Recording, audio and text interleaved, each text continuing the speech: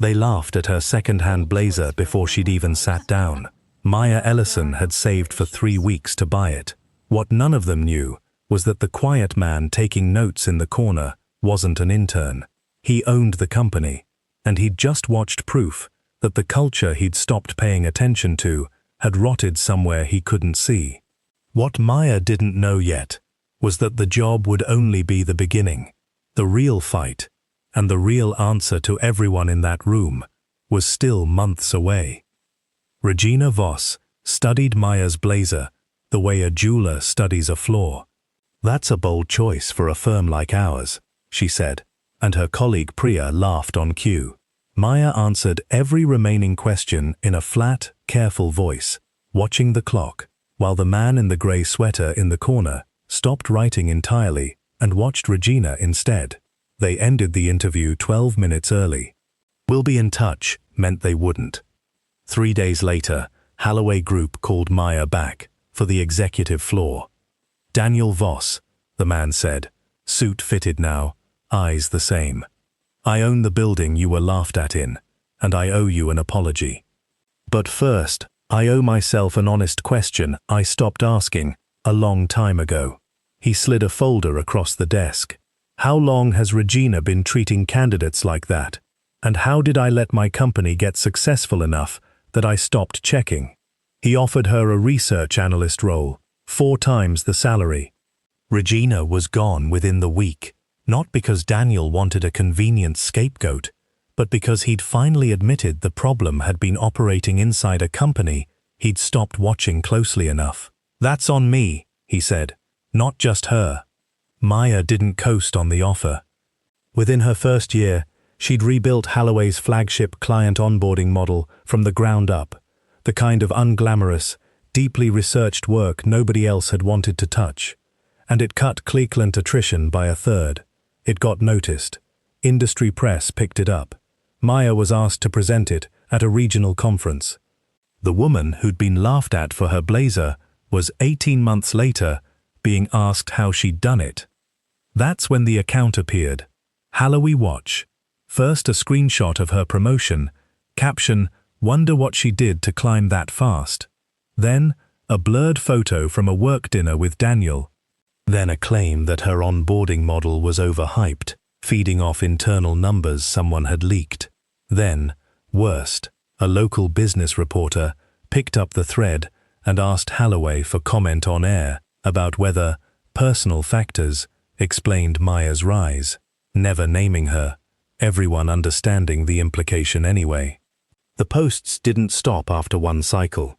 They grew louder exactly as Maya's reputation grew, timed to her every public win. Daniel wanted to end it immediately.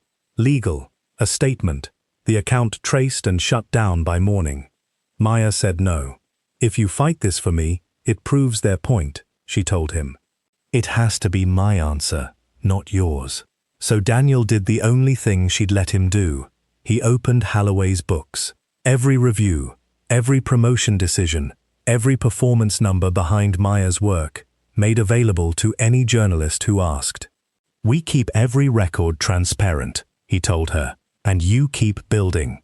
Maya answered the reporter's follow-up call herself, walked through the actual data behind her onboarding model, line by line, and let the numbers do what the anonymous account never could. The story that ran wasn't a scandal. It was a case study. Daniel had said nothing about his feelings until long after the account went quiet, and when he finally did, standing on the office balcony at dusk, he said it carefully. "I've thought about this for a long time before saying anything, because I run this company and you work for me, and I never wanted you in a position where you couldn't say no to me about anything, professional or otherwise." "I'm afraid of what people will say," Maya admitted. "That my career came from this." "They may say it," Daniel said. "They already tried. Your work has to stay strong enough to answer them, and it already has." He didn't ask her to decide that night, and she didn't.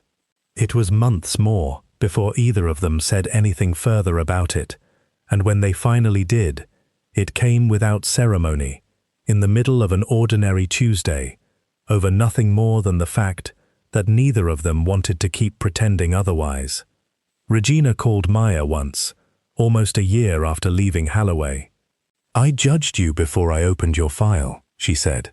"It was easier than admitting I might be wrong about what talent looks like." Maya listened to all of it. "I'm not going to pretend it didn't happen," she finally said. "But I'm not going to let what you did keep renting space in my head either." It wasn't forgiveness exactly. It was something steadier than that. A year after the interview that was supposed to end her chances at Halloway, Maya stood in that same glass conference room, not as a candidate hoping to be let in, but leading the onboarding rebuild for 3 of the company's biggest regional offices. Nobody in that room laughed at anything she wore. Nobody needed to be convinced she belonged there anymore, because the model on the screen behind her had already proven it without her saying a word. She still keeps the blazer. Not because she needs the reminder of who dismissed her. She stopped needing that a long time ago. But because it's proof of something else entirely. They never had the power to decide her worth in the first place. They only ever had the power to be wrong about it, loudly, in a room she outlasted. If you were Maya, would you have let Daniel shut the smear campaign down? Or would you have done exactly what she did and made your work answer for you? Team, she had to prove it herself. Or team, he should have ended it the moment it started. Tell me in the comments. If you loved watching someone prove an entire room wrong without needing anyone's rescue to do it, hit like and subscribe for new story every week.